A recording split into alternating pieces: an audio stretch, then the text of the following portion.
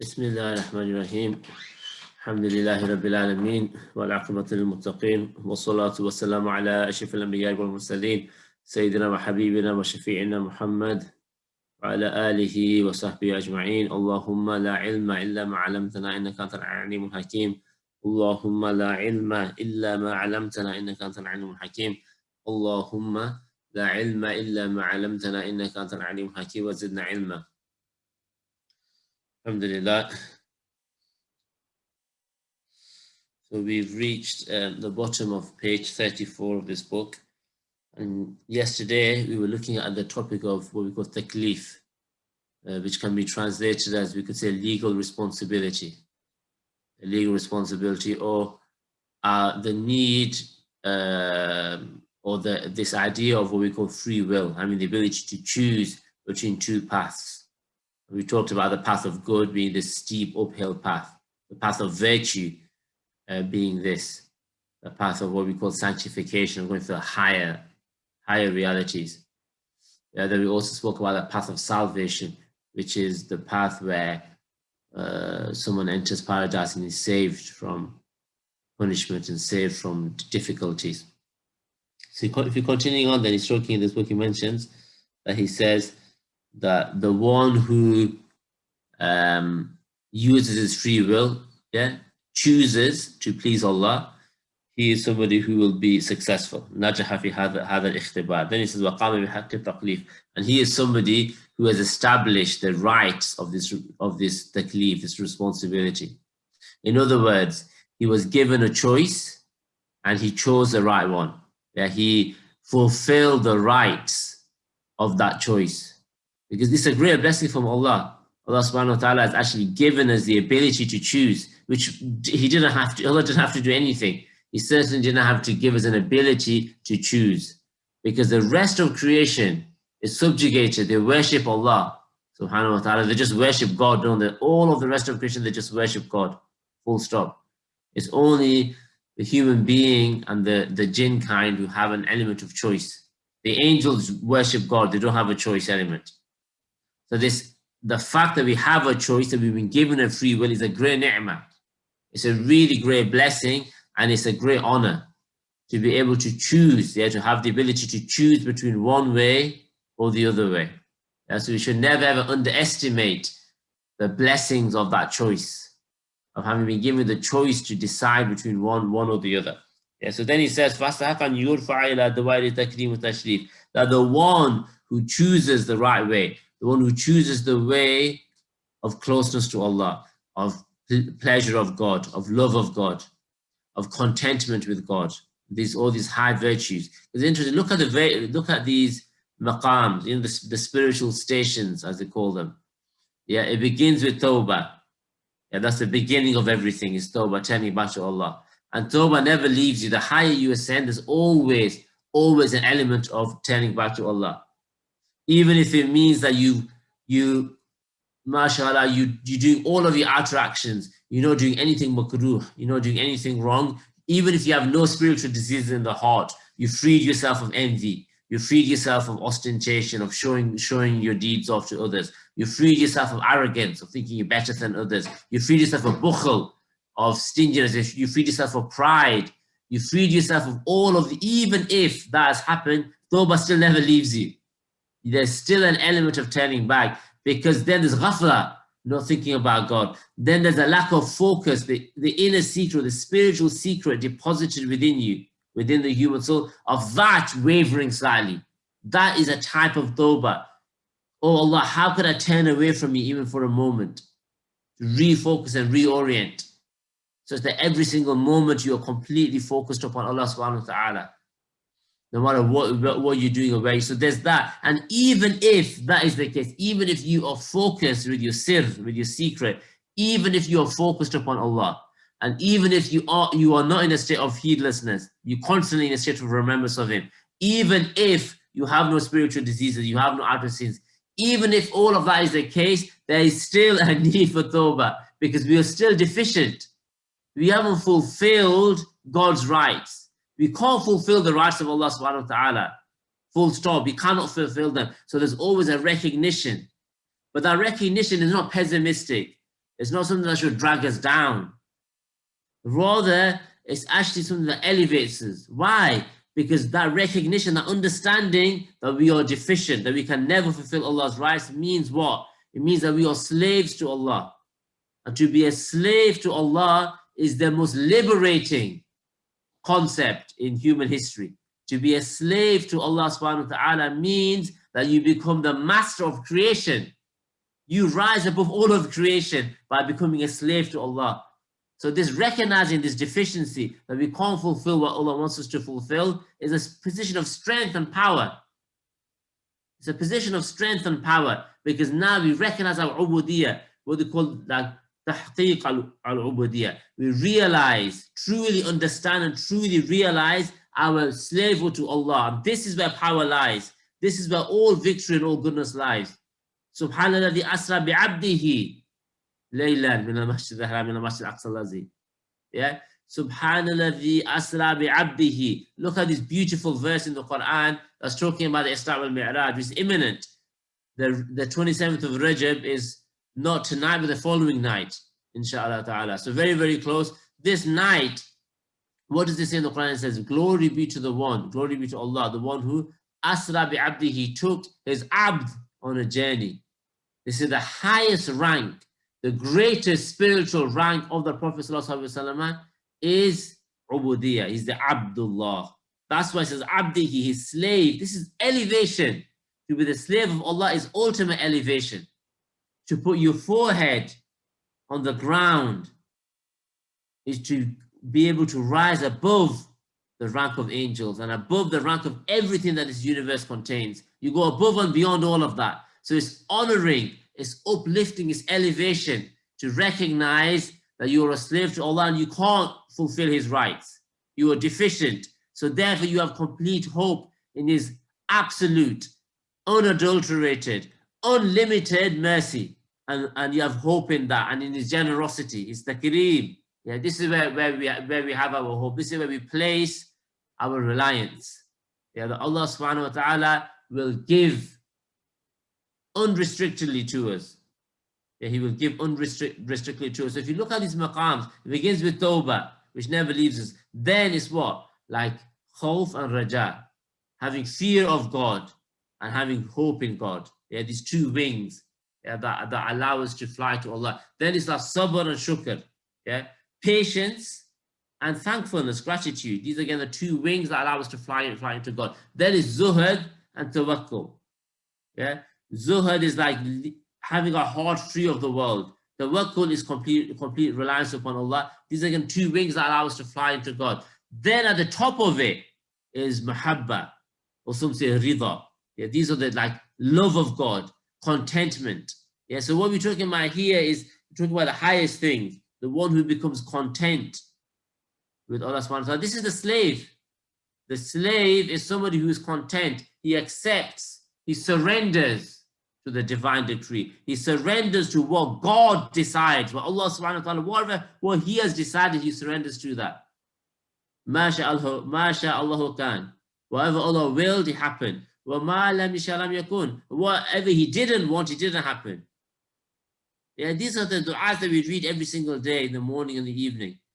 And there should be a reality to that. Yeah. What did it say? Allah means yubash imanan dama yubash qalbi wa yaqinan sadiqan. Yeah. And what is it like that He says that such that He knows that la yusibani illa ma katabtu alayya, that I know that nothing afflicted me. Yeah, I have a certainty. This is the slave of Allah subhanahu wa ta'ala, that we have a certainty that nothing afflicted us, nothing happened to us except that which Allah decreed, that which was written for us. That Allah subhanahu wa ta'ala wanted, willed to happen, allowed to happen.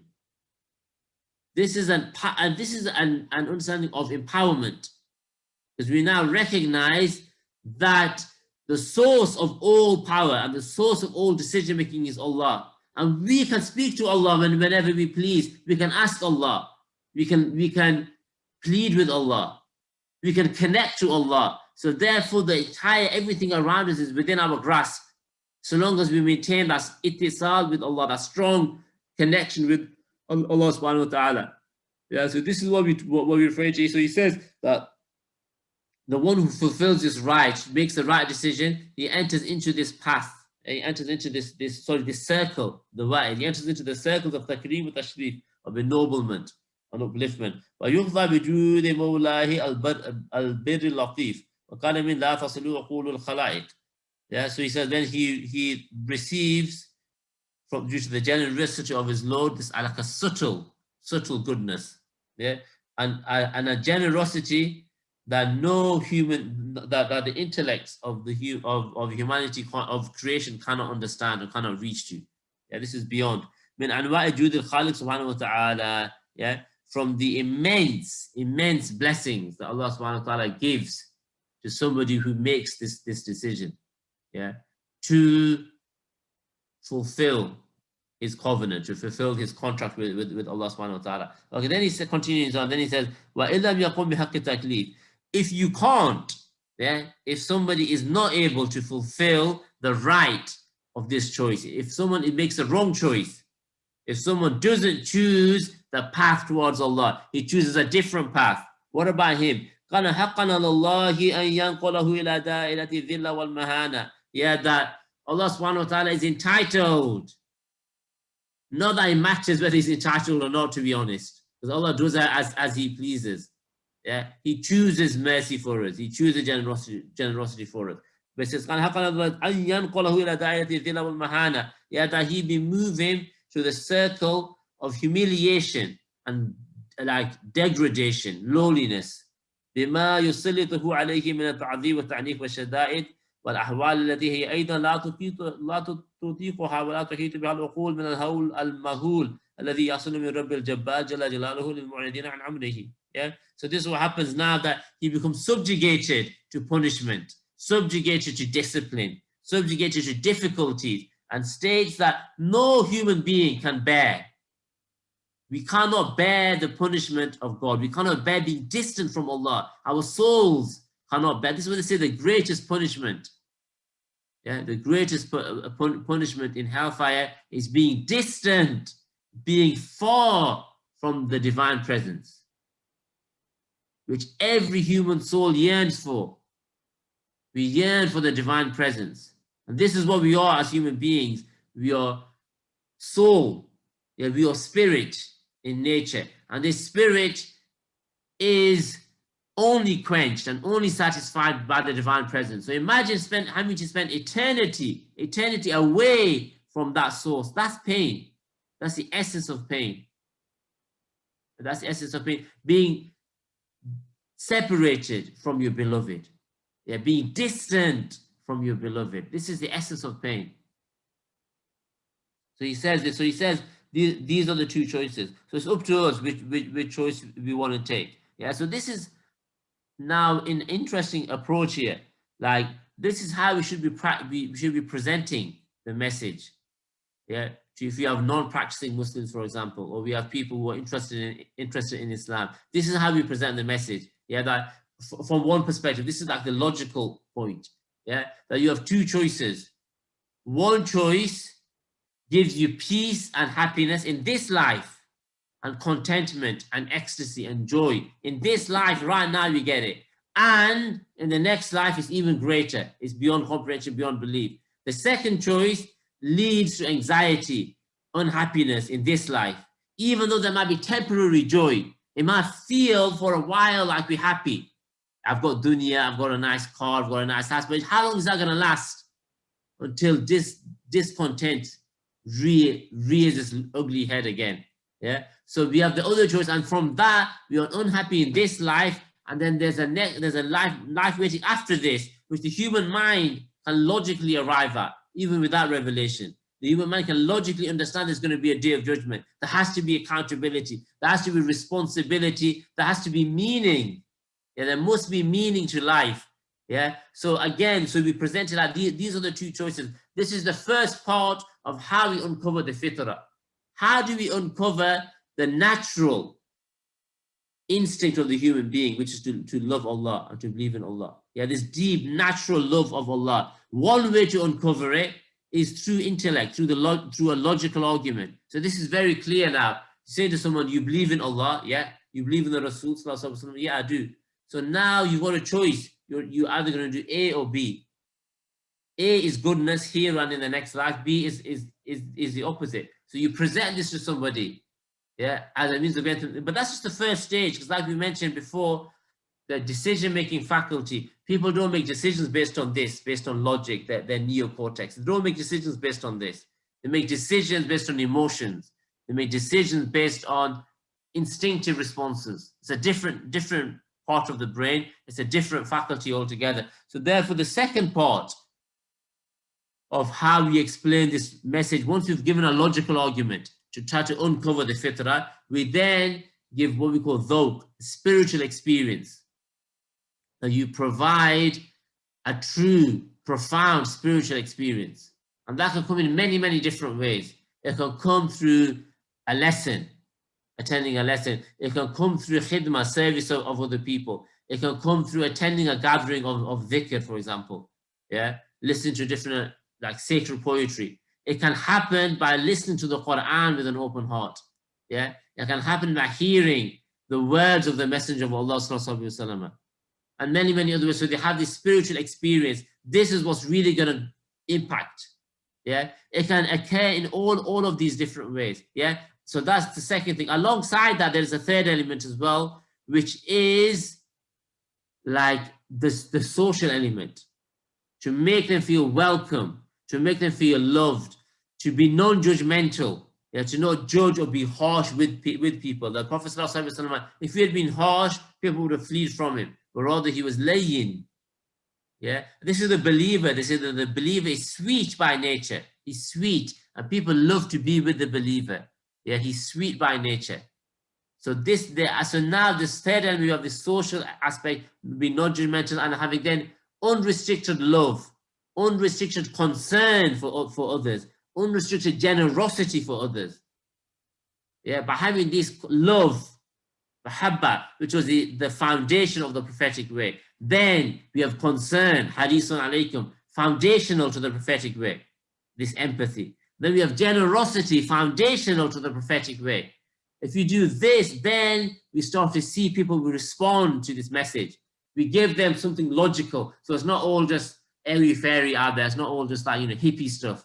Yeah, no, there's logical basis, there's a rational explanation. There's an understanding to this that can be given, number one. Number two, we allow them to experience the sweetness, the ecstasy of this religion. We give them that. So then they have something there they can feel, yeah, which is this is the greatest truth of authentic religion, is this dhawq, this spiritual experience. And then thirdly, we have a social aspect to that, where we love them, we have concern for them, we have generosity towards them, we don't have a negative attitude, we welcome them in.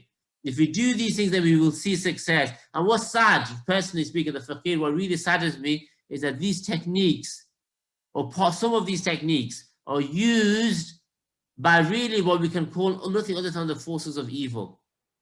So we see in our community, for example, you have people like people who are dealing in substances, and I mean that's one thing. Like we don't judge if someone's taking a substance. That's not our. Someone's doing that in their private thing. That's for Allah to judge. Yeah, we do our best to help and assist that person. But when you have somebody who's bringing this into the society, someone who's bringing this filth into society, then we have to take a stand. We have to say, no, this is not right, and we have to strive to ensure that these kind of things don't remain in our community. This is our obligation. And this is where strength comes from, quwwah. Yesterday, we were doing a lesson on futuwah for some of the teenagers, and we said that the definition of futuwah, chivalry or high ethics or prophetic character, the definition of futuwah is a hidden strength. It's a hidden power that manifests. It becomes apparent. It comes out to give victory to truth. We just want to give victory to truth. And that's a hit, and it comes out as required. So this is what should happen in these situations. No, we are not going to accept that people are going to sow corruption and destroy young hearts and minds within our community. Abadan. We're not going to accept that. We will not accept people to come and destroy our youth. No, we should take a stand. We should take a stand, and we should fight to ensure that that doesn't happen. We really should. So now what happens now within our communities?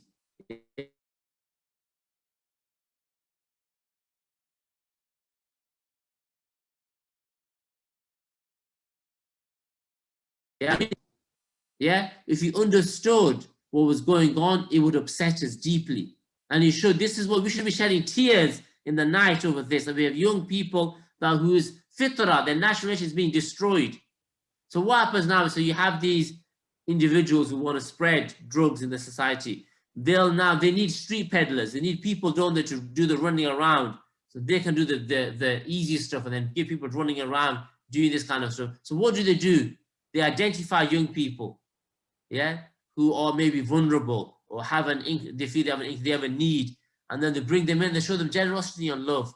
They take them out for food, yeah. They look after them, they care for them, and then they even give them free, have some of this for oh, don't worry about the money, don't worry about it's fine, free, this, that, the other. And this is how they bring in their hearts, and then they bring them into their circle, yeah. And then they become people that then start to peddle, yeah, and start to spread out this filth really across communities and societies that destroys individuals, it destroys iman, it destroys goodness, yeah, and it leads to this. So these techniques, but what's sad is that we ourselves, why don't we adopt these techniques? Yeah, why do we adopt these techniques ourselves? Now, one of the things, as a beautiful example of people who have done this, is our brothers in Accrington. Our brothers in Accrington, Bahja Initiative. It's not a plug for Bahja, mashallah. So just we're all in this work together, mashallah. And it's all beautiful work. We all have the same intentions wherever we are, whoever's doing it. The point is that what they would do is every Friday, Allah can't know whether they still do this. I'm talking, this go back a few years. On a Friday, they'd have like, they'd get together, some of the brothers for like archery, and they'd have like a pizza, like they'd bring in food, and they'd bring in young people, and they'd chat with them. This is what I mean. These are very simple things to do, but it just requires generosity. It requires concern and love for your community. That's all it requires. Yeah, coffee mornings, whatever type of initiative or type of vehicle people want to use for this, it varies and it depends. Yeah, but this is what we're talking about here. This is what's really going to bring people in. Yeah, one of my wife's teachers, she mentioned that she would teach, formal lessons, and she said that she would teach and teach and teach, but what she realized that the impact was actually in social gatherings. It was afterwards, when they're having dinner and they're having food, that's when they want to become Muslim. That's when they want to get closer to the religion. That's when they want to start praying and going to the masjid. Yeah, it's the after effect. So we have to understand. And also, of course, we need to have a layered approach. We need to appeal to different parts of society, different segments. So you appeal to the intellectuals within society. You appeal to, like people like, for example, the business class, or people like professionals, or whatever else. I mean, like different types. And then you go all the way, so you have something for different young people, old people, the middle age, whatever they might be. Yeah, you have a range. This is one of the things that is saddening actually for us, is that a lot of now the younger people were coming through now, and young people coming with movements, or even people my age, late 30s, this kind of age, were coming through with movements to try to create change, vehicles. How much emphasis are we giving on the elderly generation? Because we complain, don't we? Look at the mosques. The mosques have been set up for this elderly generation. Yeah, for this elderly generation. Well, what about us? Are our institutes being set up for us, or are they being set up for them? So we kind of do the same thing, really, aren't we? Just setting things up. So we should have something that appeals to everybody. Yeah, and something that appeals to all different layers and sectors of society. Yeah, on that kind of a level. These are all essential parts of it. Yeah, so we have this three-layered approach. We use logic and rationality. We're not wacky people. We're not crazy. We're not out there. We're people of logic and intellect and sensibility. We're sensible people of understanding. Yeah, we're normal people. We're not out there. Yeah, number one. Number two, then we allow people to experience, to taste some of the sweetness of this religion. And then thirdly, we have a social dimension. We show them love, concern, generosity. Yeah, and through these means, inshallah ta'ala, then people we can start to bring people into this beautiful religion and start to show them the way of this messenger sallallahu alaihi wasallam, who was sent as a rahmatul lil alameen, a message to everybody and anybody. Yeah. So he goes, and now the next section then just briefly looks at the khatru takasul wa tawani fi khidmati risala, the danger of like laziness, yeah, or lack of care in serving the message, or we can say in serving the messenger, because there's no difference. We don't separate between the message and the messenger. Yeah, we don't separate. It's one and the same. The message is the messenger. The messenger is the message. Yeah, his character was the Quran. And he was the Quran walking amongst people. We don't separate. What they call the Cartesian dichotomy. Yeah, the separation. We don't separate. It's together. It's one. The messenger and the message is one. Yeah, so in serving the message, what's the danger of laziness in this regard? Yeah, this is what we're going to look at, and we'll look at it in more detail in the next lesson. But this danger, this laziness, is the biggest obstacle that we actually have. Our biggest obstacle to achievement is our own selves. It's our nafs. That's our biggest enemy. Yeah, that's our biggest enemy is our own self. And then from within the nafs, the biggest enemy within the nafs is our laziness. Yeah, our lack of energy. That's the biggest obstacle. That's why you find successful people who were non-Muslim and were successful, when they transfer into Islam, mashallah, because they have these qualities of success.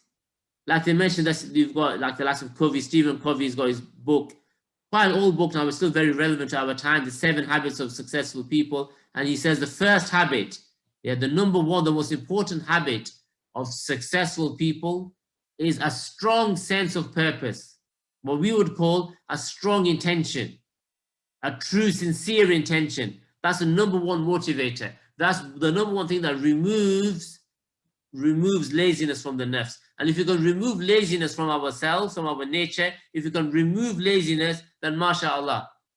If you can remove that laziness, then the sky is the limit and beyond. Yeah, Isra al-Mi'raj, the Prophet ﷺ went beyond the heavens themselves. And the human being has potential. He really does. Especially those who attempt to embody the message of the Prophet ﷺ, because he is unlimited potential. The Prophet ﷺ, like we teach Habib Qadim al-Saqaf, he said that the qualities of the Prophet ﷺ, the character traits of the Prophet ﷺ are unlimited. Unlimited. So what about those who try to take on his way? They also have a potential that's unlimited. It's a tremendous potential. So if we can just remove this laziness, remove this lack of drive, then beyond that, there is no limit. Anything and everything can be achieved, and everything will be achieved, inshallah ta'ala. Because again, victory to the religion doesn't come through. This is God's work. It's going to happen. The question is, are we going to sit around on the sidelines, or are we going to join in the work? So if you join, it's going to only benefit us. If you don't, if you just sit on the side, fine, it's going to happen anyway. It doesn't make any difference whatsoever to the work. It doesn't make any difference whatsoever to Allah subhanahu wa ta'ala. He's not going to benefit from you joining in or not joining in. It doesn't make any difference. It's going to happen, I'm telling you, and it's happening before our very eyes. We've seen in the last 30 years, where has the impetus come from? Where has the drive, the change, the elevation of this ummah for us Westerners, where does it come from? It's come from converts. It's come from people that Allah has brought into. It's not us, we be sat on the sidelines. Allah has just brought people from anywhere and nowhere, the place you would least expect. They're the leader. Who's leading that right now? Such a Dr. Umar Farooq Abdullah, Sheikh Hamza Yusuf Hansen, Sheikh Abdul Qadir Murad, Sheikh New Keller. These are the types of people, yeah, that are leading the revival in the West. And they're all converts. So the change is going to happen, whether I like it, whether you like it, whether what I think, it doesn't really matter, to be honest. It doesn't really matter. The change is going to happen. The question is for us, are we going to join in, and are we going to partake, and are we going to try to become movers within that? or are we not? And the only thing that's stopping us from doing that is laziness. Because we all know, like with this taklif, we all know the two choices we have, and we all know the right choice to make. Every single one of us knows the right choice. The right choice is to serve the way of the Prophet ﷺ. That's the right choice. Everyone knows that intellectually. So what's preventing us is our own nafs, our own souls, our own lower ego. Not our spirit, but our lower ego. That's what's preventing us from doing it. Nothing else. It's not intellectual. No, there's nobody who doesn't understand. Yeah, doesn't understand with their mind what they should be doing with their lives. But what's stopping us is our own ego, which in essence is our own laziness. This is what's really preventing us. So we ask Allah to remove that by the barakah of this month, by the barakah of the night that awaits us, not tonight, but the following night, the Laylatul Isra wal Mi'raj, that we ask Allah to remove that. Because once this veil, once this obstacle of laziness is removed from the nafs, then mashallah, we can only see irtiqab, we can only see ascension, and we can only see upward mobility and elevation. That's all we're going to see from that point onwards, inshallah ta'ala. If there's any questions, we can take questions. I think there's some here. Assalamu alaikum. It's so important that as parents. Okay, so it's so important that us as parents do not neglect this particular age, i.e. teenagers. Yeah, so the teenage years are a difficult time. And no doubt it requires a greater effort and a greater patience from parents. I mean, alhamdulillah, at the moment, for kid, I have a 10-year-old and a 7-year-old, so I haven't experienced the difficulties that no doubt many of you are going through, have gone through. But inshallah, we ask Allah for ease for the ummah. Inshallah ta'ala. Is there any other questions?